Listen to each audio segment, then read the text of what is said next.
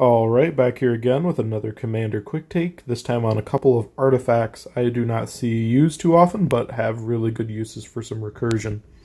So, Cauldron of Souls, a 5-costed artifact that taps, and you can choose any number of target creatures, and each of those creatures gains Persist until end of turn.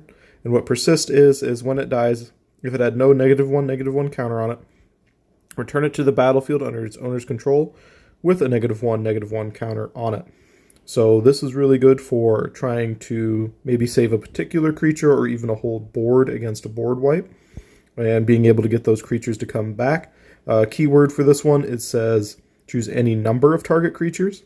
So you can choose one, you can choose only your creatures, or you can even choose some of your opponent's creatures if you're trying to play a little bit of politics with your opponents.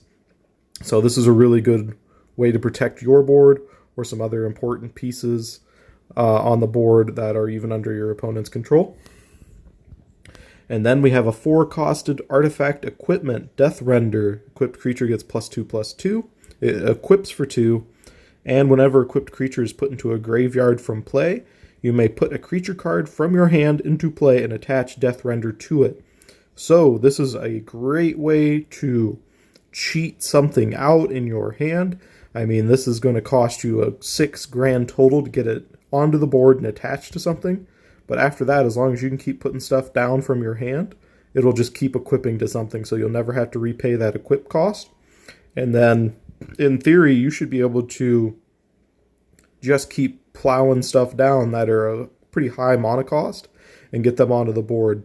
So you can attach this to a token, and even the token will technically go to the graveyard before it's removed by a state-based action. So then you can just keep re-equipping this to a token, unequipping it, and just keep sacrificing tokens and getting stuff from your hand onto the battlefield. So this is a little bit of an underrated card, but it's definitely a little bit lower power level for a little more casual play.